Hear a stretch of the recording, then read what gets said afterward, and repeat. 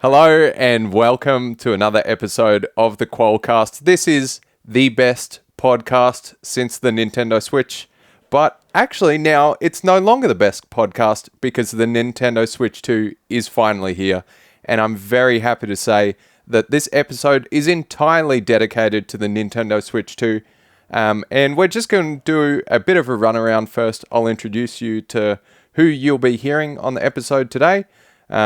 We've got Sandy tuning in from the other side of the world. Say hello, Sandy. Hello, it's me from Scotland. Woohoo! Yay! Yeah, we're not all here in Australia. It's nice to have a bit of variety. Next up, we have Renee. Hello. Hello, Renee. It's good to have you on the podcast this week. And we actually have a brand new voice who you've not heard from yet. This is James. Say hello, James. Tell us a bit about yourself too, and your involvement in games and your favourite game ever. Hi everyone, I'm James. I'm James Gretsch on the Discord and on the website. I've been working with Ben and Qualbert.com for a few years now, doing some reviews here and there, some bits and pieces. I've reviewed some big games like Splatoon 3, Returnal, Fire Emblem Engage, a couple of really cool indie games like Inscription. And most recently, I published the top 25 best Nintendo Switch games to play on the Nintendo Switch 2. Massive article that is very timely for this episode, I think, considering... It's huge. Yeah, I think that's one of the biggest articles we have ever published on the website. Certainly. It's absolutely massive. Good job on that. Thank you. Certainly the biggest that I've ever written myself. And it was really fun to just kind of go back and celebrate the end of an era, like we're doing today, celebrating the start of a new era. And then, yeah, my favorite game of all time is Banjo and Kazooie, because it is the best game of all time. Classic. Oh my God. That is such a classic. I'm looking over on my desk here at my Pokemon-themed yellow and blue Nintendo 64, and the cartridge that I have on display sitting in there is my childhood cartridge of Banjo and Kazooie.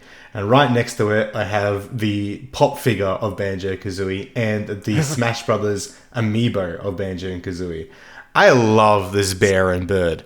And the fact... You're a bit of a fanatic then. Oh, 100%. And the fact that it's been nearly 2 decades, probably over 2 decades. I don't know. We don't count nuts and bolts. We don't talk about that.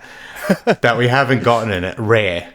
Please. Xbox, please. Give my boy Yeah, what are they doing with it? I don't know. I mean, at least we got Banjo and Kazooie and Smash Bros. Like, I feel like that's probably the closest we've gotten to anything legitimate in the last couple decades. I absolutely cried. I remember where I was because of the time differences between when they have these reveals or these conferences and us being on the bottom of the planet.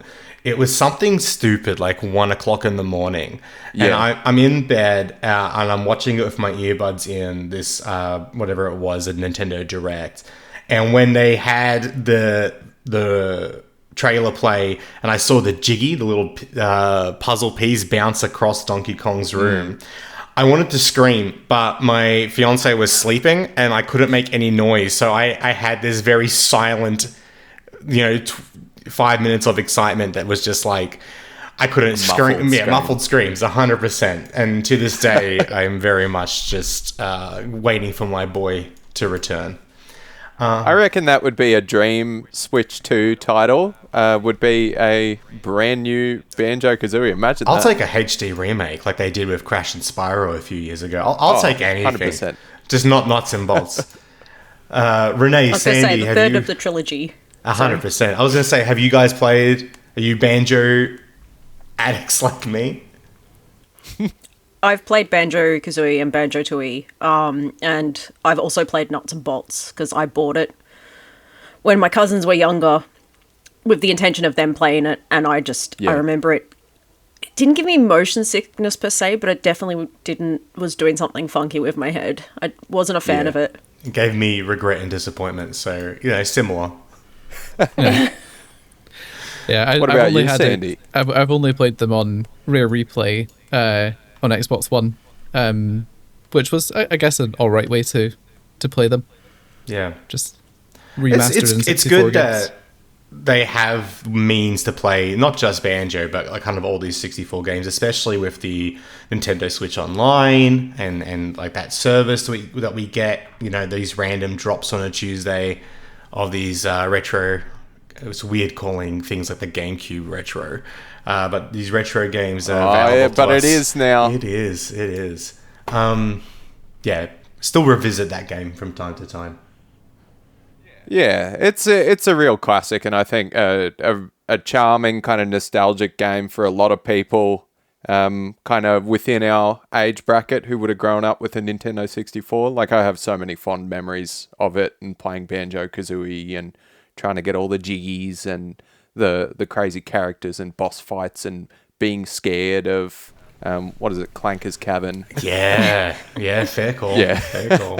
It's actually kind of funny because Rita, one of the indie games, the creator, some of the things in that are directly inspired by Banjo-Kazooie and Banjo-Tooie.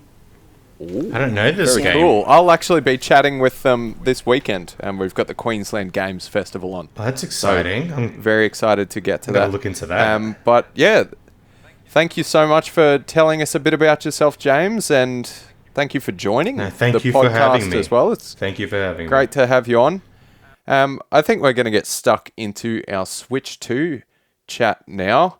And first up, I just want to know, what's everyone's experience been like?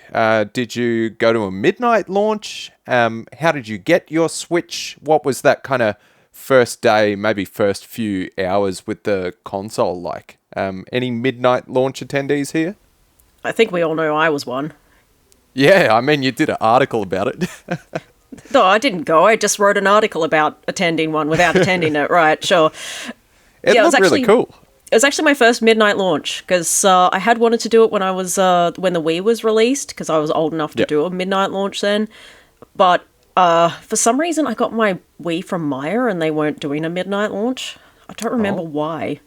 Back when they sold games. Yeah, back when they sold games. But yeah, I did see pictures.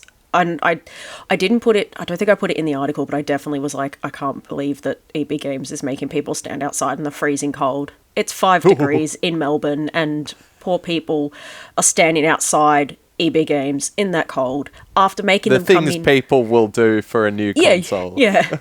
I was 5 so glad I was degrees. inside a warm place. Sorry. No, I was What was going to that, say Sandy? 5 degrees is mild. For you, perhaps. Yeah, for you. I mean, Melburnians are generally prefer it colder anyway, Yeah, but it matches yeah. our bleeding hearts. Absolutely. I feel like if it gets above 30, most Melburnians are like, oh my god. Above it's too hot." 25, it gets too hot. Come on now. Yeah. So was it cold or cozy at the midnight launch you went to? It was cozy, absolutely. They were playing Nintendo lo-fi music, and I'm like, the only Nice. problem with this is that it's making me sleepy. Where- There was at one point Terry ran through the place with a saw, and then we heard noises of sawing, and we were just like, what is going on? I have no idea what happened. Where was it that Just you... testing out the screen. Sorry, where was that? Where was it? Where was it that you went? So I went to Paper House Games in Thornbury. Yeah, so basically when I saw that they were doing a launch party, I did ask if Lee and Bookstacker could come as well. I did say, is it an open invitation at first? And I think they were like, yeah, sure. Don't know why you're coming, but sure, there's nothing that major. But then I was the only one who actually I don't know what happened. I was just like, I'm going to still go. And then I ended up going, you know what, I'm just going to buy the Nintendo Switch. I may as well. If I'm going to use it for work. When in Rome. So Good call. Good call. That's awesome. What about you, James? How did you get yours? Me? Oh, I went to JB Hi-Fi and I picked it up. Whoa, that's epic. Yeah. was that at midnight or was that in the morning? in the morning, It was almost serendipitous. I was sick last week and I worked from home for most of the week and I was really feeling it on Thursday. And it was like, this is great. I just get to lay in bed and sleep and play Mario Kart. This is like the best time to be sick. Hell yeah. So I got up in the morning, went to JB, the lady at the front greeted me, was like, "You need a hand with anything?" I'm like, "No, I got a Switch order." And she made a face like, "Yep, you and everyone else who's come in the last 2 hours." Yeah, probably had 1,000 of those. I got my stuff and I went home, messed up I bought 2 screen protectors because I'm really bad with screen protectors. So, of course, I thought I nailed the first one, and about an hour later, I'm like, there is a hair in the center of the screen. No! The worst. I have nailed the second one, though. I can confirm a week later there are no more hairs under my screen protector. I was so upset. I went to go and get a screen protector because they obviously wasn't something you could get at Paper House Games, and Big W would just kind of look. The person at Big W was like, the only one that comes with a screen protector is the Nintendo case, and that's sold out. And I'm like, that's real useful. Thank you. But yeah, that's it. I went home, set up all my stuff. I had trouble doing the system transfer, so I spent a good hour just manually doing it. I was like, you know what? Oh, really? Yeah. I kept failing, and I think it's probably because I had a lot of stuff in there. I don't know. I'm not sure why, but I got through it. Your Switch was just like, nope, I'm not doing this. Can't do it. This is too hard. So I just logged in. I manually downloaded it. I was a bit selective of the games that I wanted to transfer over. I like the idea of leaving some stuff behind and bringing some stuff forward. And after I had transferred about 30 odd games, maybe 40, my internal hard drive was full. So I went to EB Games that night and I picked up a SD card. So now I'm ready to go for the next few years. Yeah, I definitely did. Even though I did the transfer automatically, I definitely picked out games that I wanted to keep, and I was like, these games I'm definitely done with. But like with Splatoon 3 or something, I was like, I'm going to keep it just in case I want to play Salmon Run again. Yeah, even just to suss out what the Switch 2 editions or just the system does to up-res the visuals or the frame rate of just these games, like Fire Emblem. There's a lot of performance increases. Yeah. I was going to say, something that really surprised me was that the music sounds a lot better. Oh, the speakers are great. Oh. Yeah. Yeah, because when I was playing a game that I was reviewing on my original Switch, when I moved over to Switch 2, I noticed a massive improvement in the sound. 100%. Sandy, what was your experience? That's good to know. My experience? Well, I had the most boring one where I ordered it online and it arrived on release day. Painless. Completely normal. The most streamlined experience, perhaps. Yes. Yeah, but Sandy also didn't have to leave the house. It was great. Yeah. Living the very dream. true. Although I was working that day, so leaving the house would have been impossible anyway.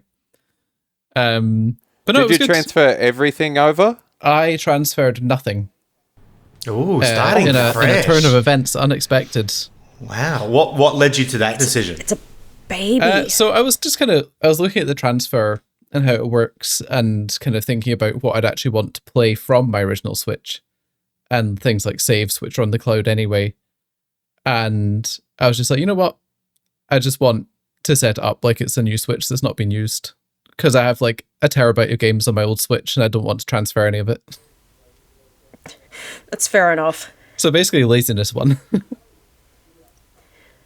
Yeah, but I mean, I think there's definitely benefits to that, like having all that space free, but also just like, I don't know, starting fresh on a console, kind of, I don't know, it's got a different feeling. I transferred everything over from my Switch and it filled up the entire hard drive and the downloads took 3 days. And like, probably it wasn't a great experience, to be completely honest. I probably should have been a little bit selective and just been like, oh, okay, I'll take these 10 games over. It was I think a bit of a pain. one of the reasons I ended up moving stuff over is because it said if you don't do the system transfer now, you can't do it later. That ultimatum. But it was still like, fine for me, just logging into my Nintendo account, linking it up as my primary console, and then just downloading the save data and the game files manually. That already sounds like way too much effort. Fair. This one, I just left the switches next to each other and I walked away. It was great. Fair enough. It is an interesting notion, I guess for me at least, the idea of the Switch and the Switch 2 being very seamless, that you're just basically upgrading your existing console. And when I think about the last, nearly 30 years of my life being a Nintendo kid, I started with the Nintendo 64. I was a little too young before the Super Nintendo. And then obviously those cartridges, they live in, the ether of the time. They moved to the GameCube. I missed the GameCube. I was a Game Boy Advanced kid, so I liked my handhelds. And those carry over, and then those Game Boy cartridges carried over to the DS. Like the first version of that console had that little port. That was one of the things I really loved about my DS, is the 100%. fact that I could play Game Boy Advance stuff as well. And then as time goes on, the DS becomes a 3DS, and you can play those DS games on the 3DS. You think about the Wii into the Wii U, and you can transfer those games in there as well. And then having the Wii could also play GameCube games as well. So I it didn't actually has have been... any Yeah, true. GameCube games to play, but that's But true.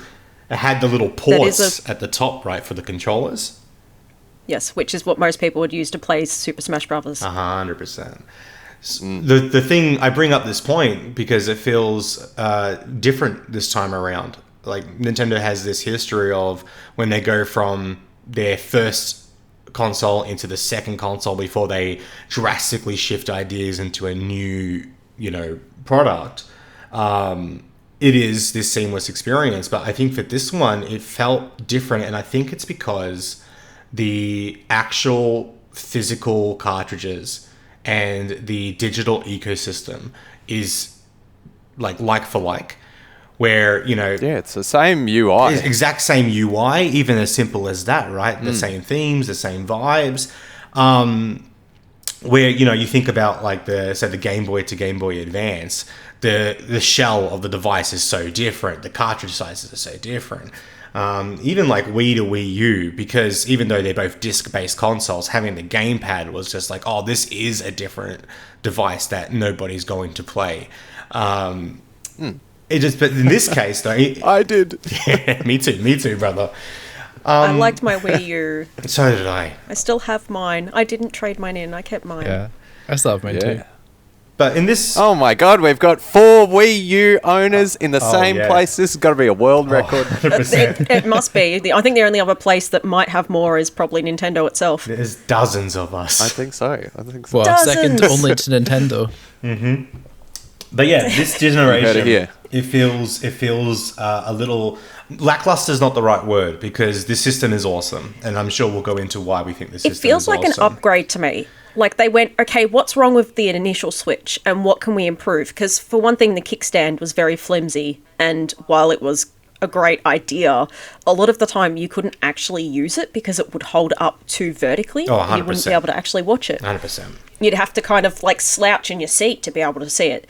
So the fact that they've improved that, and then they've also improved the attachment of the Joy-Con. So from what I could see and what I said when I went to the Nintendo Switch 2 event, is that it felt like more Switch, but a new and improved Switch. I mean, they probably could have got away with the new Nintendo Switch this time around if they'd actually gone with that, but no, they actually went with a normal naming convention, calling it Switch 2. I love that they're... Yeah, I think that's probably the most logical name for them to have chosen, honestly, because they learned their mistakes with the Wii U and people not realizing that this was, an entirely different piece of hardware. Yeah. So I think it's easy for people now to distinguish, it's but a Switch. they didn't. It's a Switch 2. They didn't really learn with the Nintendo DS, did No, they? they They didn't. went with new No, there Nintendo was DS. so many different versions of it. Yeah. But I mean, they could still all play Yeah, DS games. Whereas with this, I imagine there probably still will be people getting Switch 2 games and trying to put them into an original Switch. Oh, I don't know.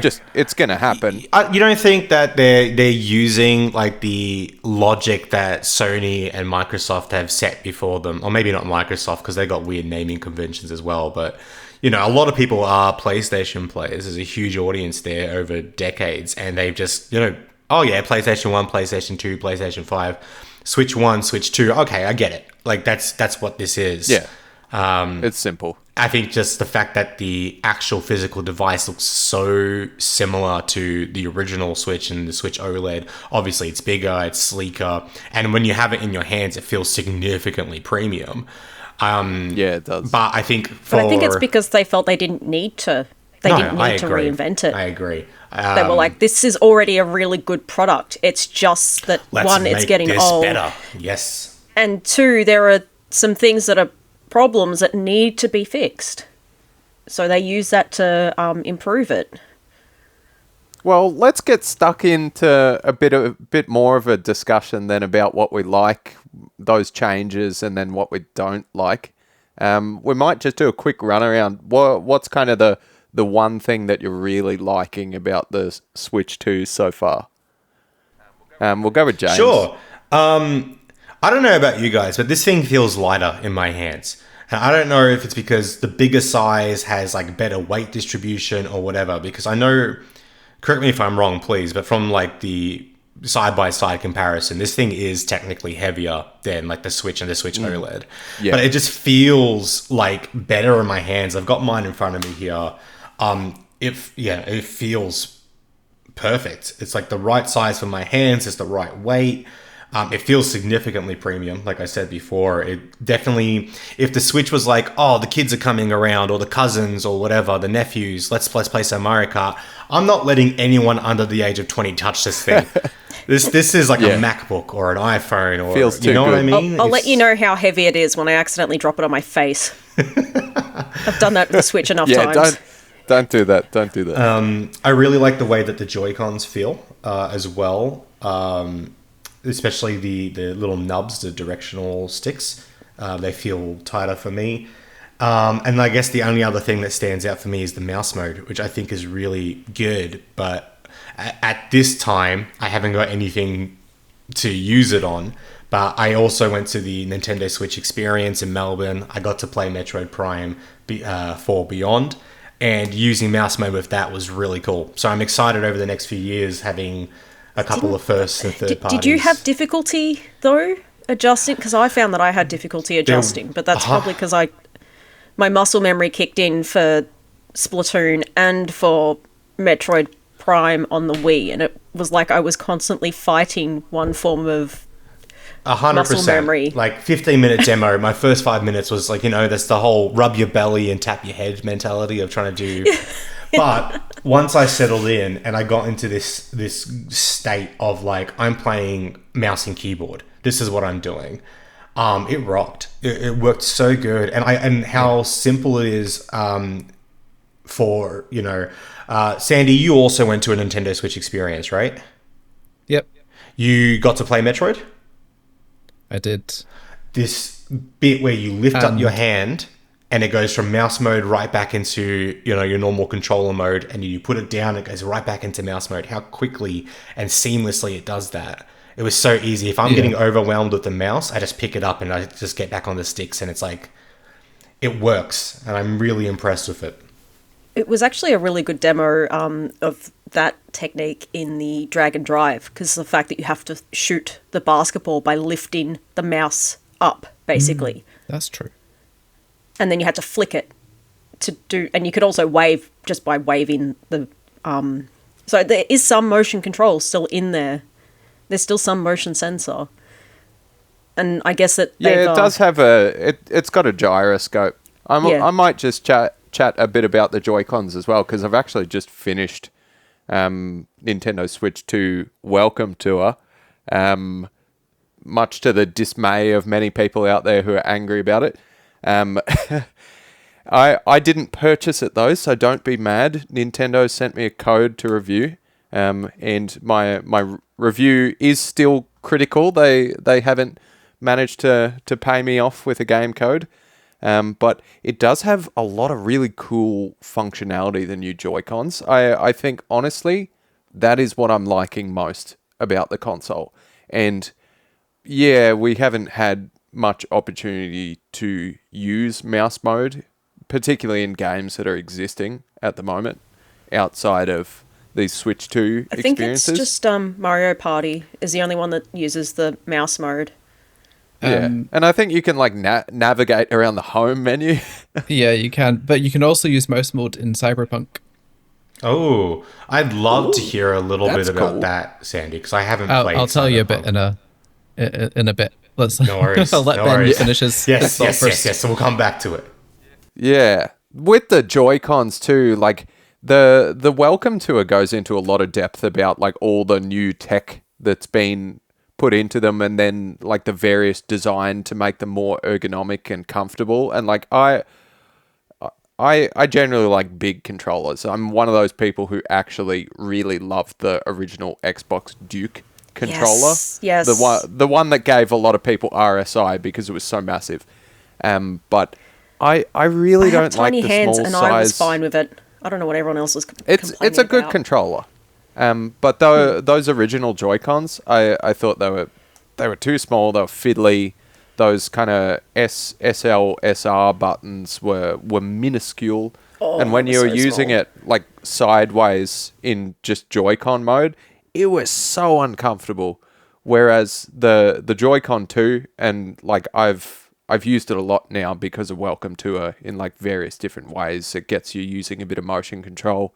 It has a lot of emphasis on the mouse mode as well. Even just the These way controllers are that the bumpers are They're brilliant. larger, right? Like the not the triggers, the top bumpers, how they extend more further down. It's just you might not notice, but every single button is bigger. They have actually increased the size of the face buttons. They've increased the actual size of the analog The stick as well. home button and the is elevated on the thing. So like the C button and the capture button still feels a bit flush, but the home button is a bit Yep. more lifted. So it's easier to distinguish between them without looking down at the controller.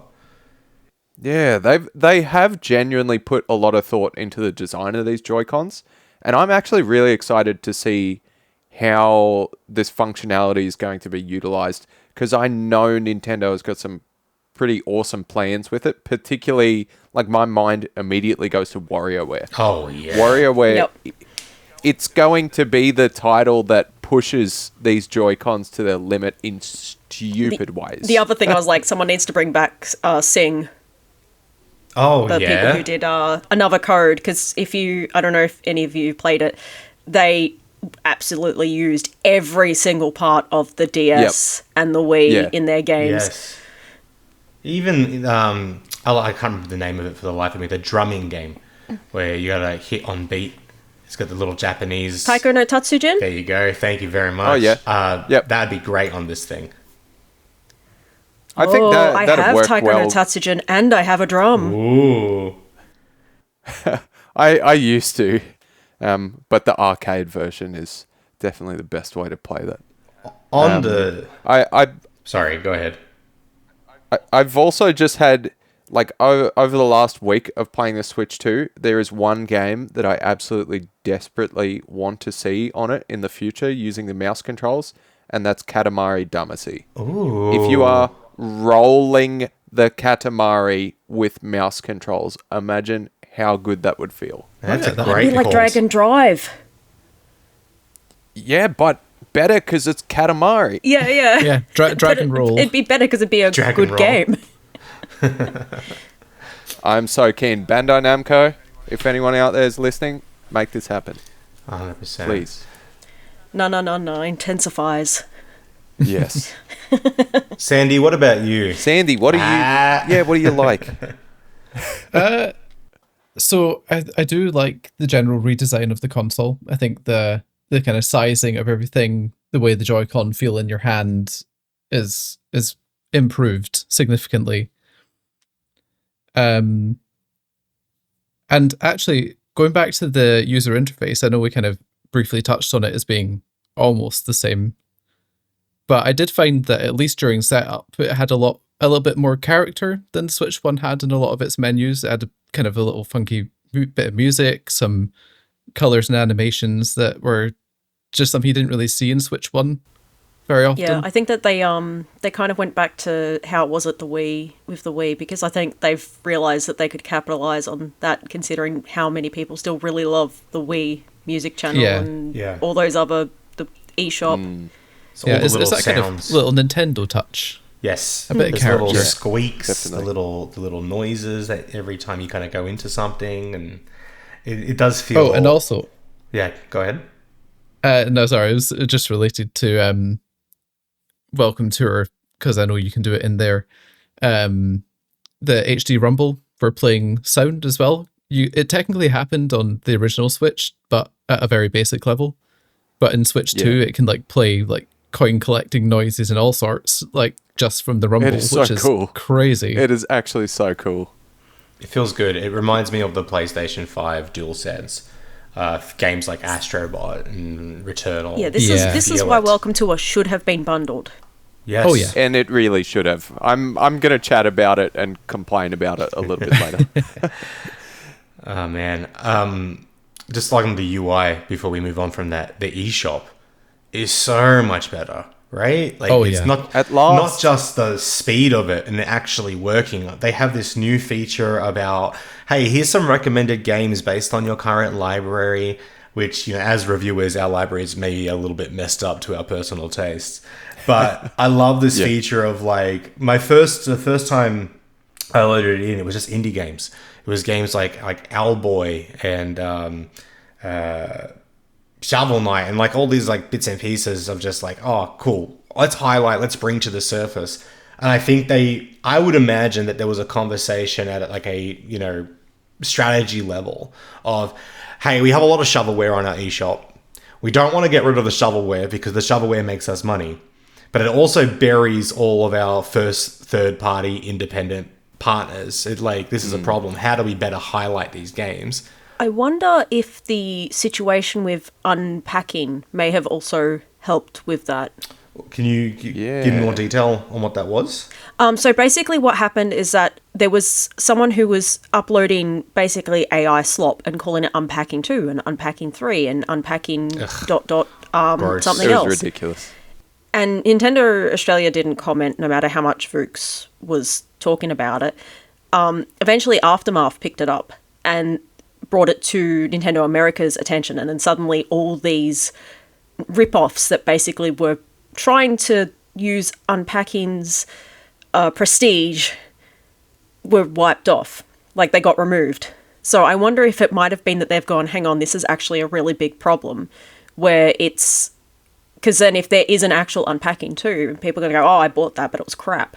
Yeah, that's I think it's just from developers across the board. Like, I've now kind of I mean, like, if that's seen happening what to it's them... like on storefronts, and like just getting any sort of visibility as a developer, even with like a legitimately good game that maybe is critically received well, it is damn near impossible. So I think it's really good that they've implemented this kind of new area in the store that's going to highlight stuff that people are actually going to like, and it's not just like discounted stuff like the top selling list. 100%. I definitely had a bit of a whiplash when I first saw it had changed to red, because I was like, hang on, no, it was orange. Yeah. It looks Where's nice her though, orange right? gone? Rest in peace, orange. Yeah. I was just- I've got two things. New color for a new generation. Two things I want to ask about because I haven't experienced it yet. So if anyone has, I'd love to know more about. And it's the Pro Controller and the chat function. So the Pro Controller, I'm saving myself for when they release a special edition, because I have a couple. I have the Tears of the Kingdom and the Splatoon 3 special edition from the Switch 1. I'm going to wait until they release some special editions, so I have a bunch of pretty controllers. If anyone's used the Pro Controller, I'd love to know what that experience is like. Yeah, I've used it a ton, particularly with Mario Kart, and I'm sure you can comment on it as well, Sandy. I think the best things about it are the sticks. These sticks are particularly designed to feel as smooth as possible, like they feel like they're gliding and not really touching the controller at all. And like, I think it's possibly the best best feeling analog stick I've ever used on a controller. That's amazing. Or certainly the news. best from Nintendo. Yeah, if it doesn't drift, it's Perfect. 100%. It also it has a nice kind of form factor tweak as well, where it's just that tiny bit more comfortable than Switch 1 Pro controllers. Oh, good. Have you guys played around And with the little buttons that's underneath the controller? Yeah, I've remapped them for a couple of games, and there's a couple of mini games within Welcome Tour that actually encourage you to remap them, because if you don't, like, they're near impossible to play. So I think those buttons are going to work particularly well for anyone that plays like either shooters or any sort of competitive game, where maybe that like little bit of extra timing from using those buttons might give you an edge. That's cool. The other question I had was about the chat function, because somebody doesn't want to have a call with me on the Nintendo Switch while we play Mario Kart, Ben. So I haven't been able to test it yet, Ben. Has anyone? Hey, I was trying to encourage you earlier.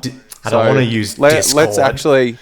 No, I'd love to hear. I'd love to hear if anyone's used even the camera, because I didn't buy the camera. Yeah, all that kind of stuff with the big voice chat, this big C button. That's one of their huge marketing pushes. I'd love to hear about experience with that. Yeah, I won't be using it because with the reduced frame rate, that's going to make me very motion sick. Yeah. Just watching the them advertising it on the Switch Direct, I was like, I feel sick just looking at these. Although I think you can turn off the previews of other people's screens. Yeah, I guess it can just have voice as well, from what I'm aware. Like, you don't have to have the video feed. It's definitely a use I went case. to use it. Yeah, sure. Yes, I was going to use it while playing Mario Kart with some friends, and forgot that it makes you go through a sign-up process when you press the button the first time. Yes. So we all just abandoned that. Does require a phone number in there. And I think it's interesting. Oh, I don't really? know if anyone knows this or not. I had a flick through the terms and conditions, which I never do because I'm crazy.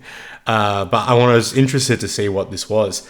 It's, verbatim, from my memory, something like they record for 3 minutes at a time and they use an algorithm to monitor it. And I think that's probably there to help prevent, gross stuff or bad words online and, that kind of stuff, which, I think is fair play. They want to, have some kind of monitoring on this system. But yes, you do need to have a real phone number. I got texted a 6-digit code to verify it. And I think the real use case for me is this notion of like, I got mates jumping on, playing Mario Kart, instead of me calling them or picking up Discord or that kind of thing, especially if I'm playing in handheld mode. I press the C button and it just calls them in the same way that you can do on a PlayStation. I'm like, yeah, this is what Nintendo needs. Yeah, I can't wait to hear it being sworn at by people on Splatoon. Yeah, that's fair. Yeah, but knowing Nintendo, the security behind it is very strict. I was chatting to another guy who runs a Nintendo podcast, and he was using it quite extensively and checking out like the security and everything. And you can't just have voice chat with anyone on your friends list. You've actually got to send through a request to allow permission to voice chat with them, and then they've got to approve that. So, like, knowing Nintendo, they're going to be policing that sort of thing. There's a lot of walls, and I think, some people might find it tedious, but when you look at it from you take a step back, look at it from a big picture kind of thing, there's going to be millions of kids using this thing, and I think that having this policing is worthwhile. Oh, yeah. It's necessary. Yeah. Especially because the kids are the ones who usually are the ones swearing. Anyway. Yeah. Oh, definitely. As long as let's chat a bit about stuff that we don't like about the console. Sorry, I'm just trying to move things along. Sure. Battery life. That's the thing I'll throw Battery out. life. Battery life. Yeah. I can understand 100% playing large games like Cyberpunk, even heavy Nintendo games like a Tears of the Kingdom. But if I'm sitting there playing Slay the Spire on the couch and I check in and it starts at 80% and then it cuts down to 40% after an hour, I'm just like, oof, that's a bit much. I will say though, Yeah, I've definitely noticed that too. I will say though, I am appreciative of the USB-C port at the top of the Switch. Yep. And you know, sitting Brilliant decision, whoever came up with that. Gold medal. I love it. Like sitting, you know, if I'm sitting on the couch, obviously it's different if you're like on a train. But even then, having a portable charger is pretty commonplace. Anyway, I think having this thing just plug in from the top, I always felt it cumbersome having the wire sticking up from the bottom when I was sitting and playing in handheld mode on the Switch OLED. I like this port at the top. So I don't love the battery life, but at the very least, it's not... It charges up pretty quickly. It's not a huge issue to remedy, but that'd be my biggest with this console is its battery life. Yeah, I've seen that across the board. Like, there's a lot of people who have been a bit disappointed by it, particularly if you've gone from the OLED Switch, which has like kind of 6 to 7 hours of playtime, down to this, which has like maybe 2 to 4, 3. Yeah, like it's not great. And I get that, yes, it's a much more powerful console. But like you say, if you're playing a not very demanding game, really, I would expect more battery life. Yeah, when I was at the Nintendo Switch experience, I noticed that they were all plugged in. I'm like, I have a feeling that's because the battery is crap. Yeah. And there was no mention of the battery in any of their promotional material. And I'm like, this is suspiciously absent. Yeah, they'll probably come up with a new one in a couple years that'll have better battery life. I can't wait for the Switch 2 Switch 2 OLED. $1,000. No, you gotta get Switch 2 Lite first, then Switch 2 OLED. With the Lite first is gonna like have a terrible battery. It's gonna be this. It's gonna be small and still as powerful, but it's gonna have this. You can play for 30 minutes at a time. It's great for kids.